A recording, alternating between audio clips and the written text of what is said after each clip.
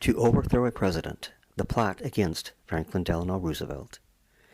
In the 1930s, many Western countries suffered severe economic depressions. The need to prevent unrest and establish control was so desperate that in Italy, Germany, and Spain, military-backed coups installed fascist governments. In that system, a centralized government led by a sole dictator holds all the power, and the individual citizen has little recourse. Fascist governments readily use force to quell what they perceive as threats, such as labor unions. Notable fascist dictators of the 1930s were Benito Mussolini in Italy, Francisco Franco in Spain, and, of course, Adolf Hitler in Germany. In another country, a fascist coup was attempted not by the military, but by a group of powerful businessmen and politicians.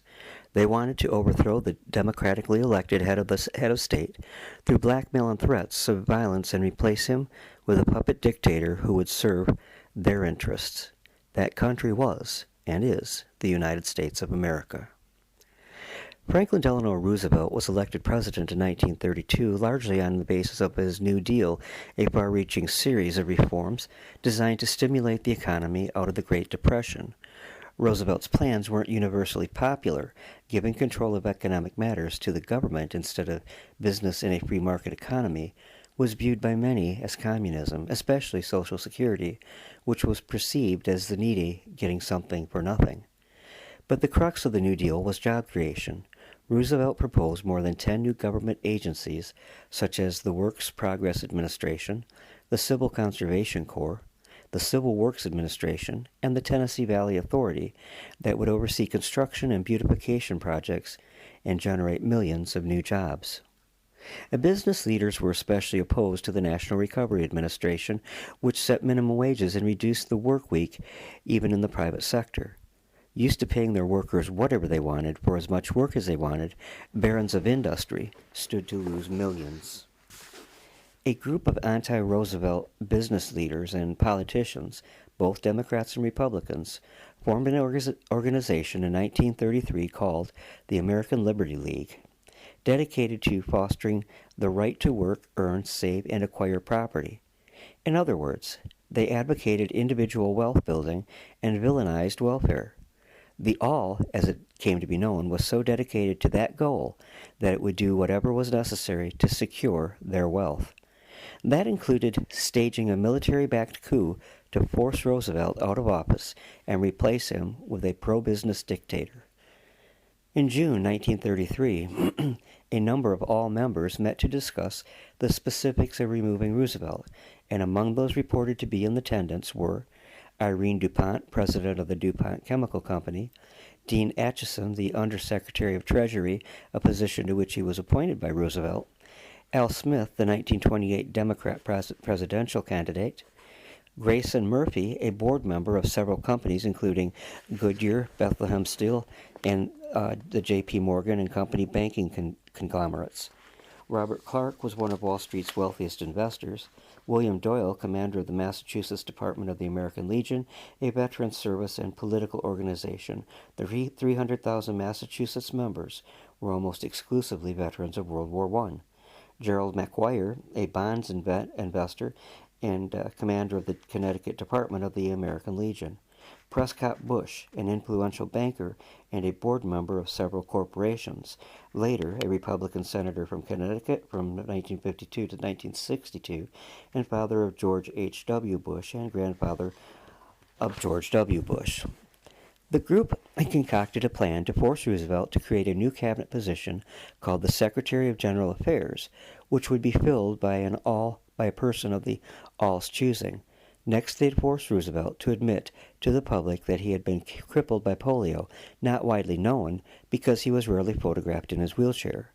The knowledge that the president couldn't walk or even stand without assistance would destroy all trust in his ability to pull the country out of its economic mess, and the backlash would force Roosevelt to shift authority to the Secretary of General Affairs. In all likelihood, of course, Roosevelt would refuse to meet the All's demands to create the new position, confess his condition, and transfer power. Part 2 of the plan, if Roosevelt refused, Doyle and McGuire would activate their American Legion brigades to form a militia of more than 500,000 who would then storm Washington, D.C. and take power by force. For the American people and 500,000 soldiers to go along with a plan to depose the president, they all knew that whoever they chose to be Secretary of General Affairs would have to be popular with both the military and the general public. So acting on behalf of the plotters, McGuire approached Smedley Butler, a major general in the Marine Corps and the most decorated Marine in history at that point. Butler was loved by the military and respected by the general public, just as later generals like Dwight D. Eisenhower and Douglas MacArthur and Colin Powell would be. That's because in 1932, when World War I veterans marched on Washington to lobby Congress over still unpaid combat bonuses from 15 years earlier, Butler publicly supported them and gave a speech encouraging them to fight for what was rightfully theirs. McGuire visited Butler at his home in Newton Square, Pennsylvania, in June of 1933. They met for just 30 minutes, but McGuire gave him the complete details of the plot, including the names of those involved and the promise of $3 million in financial support. Butler asked McGuire why something as drastic as a coup was necessary. McGuire said that it was because Roosevelt's social programs proved that he was a communist. We need a fascist government in this country to save the nation from the communists who want to tear it down and wreck all that we have built, Butler later said McGuire had told him. And Butler agreed and told McGuire he was in, except that he really wasn't. What the All members hadn't taken into consideration was that the combat bonus protest of the previous summer, which had made Butler loved among soldiers, ended when President Herbert Hoover sent in the cavalry to break it up. Butler was so appalled by this treatment of the World War I veterans that he renounced Hoover and the Republican Party and became a Democrat and was actively campaigned for Roosevelt in the 1932 election. After speaking with McGuire, Butler promptly reported the meeting and the brewing fascist coup to the McCormick-Dickstein Committee, the congressional committee in charge of investigating threats to the government, such as fascist coups. In the 1940s, the committee would try to root out communists under a different name, the House Un-American Activities Committee. Butler gave his testimony to the committee between July and November 1934. Nearly all of the conspirators Butler named were asked to testify, but since they weren't subpoenaed, merely asked, they never showed up. The only exception was Gerald McGuire, and he denied everything. And in its final report, the committee officially stated that it believed Butler. It said, "Your committee received evidence showing that certain persons had made an attempt to establish a fascist government in this country. There is no question that these attempts were discussed, were planned, and might have been placed in execution when and if the financial backers deemed it expedient. This committee received evidence from Major General Smedley D. Butler, who testified before the committee as the conversations with one Gerald C. McGuire, in which the latter is alleged to have suggested the formation of a fascist army under the leadership of General Butler." But the findings in Butler's credibility were undercut when the report was released to the public with the names of the conspirators blacked out. The names were never officially released, and no one associated with the plot was ever held accountable. So why didn't the federal government prosecute the plotters? At the time, Roosevelt was trying hard to get his New Deal programs passed through Congress. Releasing the names of the government officials and appointees involved would have undermined Roosevelt's authority and made him look like a weak leader. In fact, it may have been Roosevelt himself who suggested that the McCormick-Dickstein Committee withhold the conspirators' names and not pursue charges, provided the plotters agreed to stop speaking out publicly against his social and relief programs. The composed the compromised report, coupled with the altogether absurd nature of the idea of a fascist coup in America, even if it was true, led to little media coverage. The New York Times and Time reported on the committee's findings, but dismissed Butler's claims as rumor and hearsay. How serious were the conspirators? The idea never got past the planning stages, and the conspirators may have met only once. When the news that Butler had turned informant got out, the plot crumbled.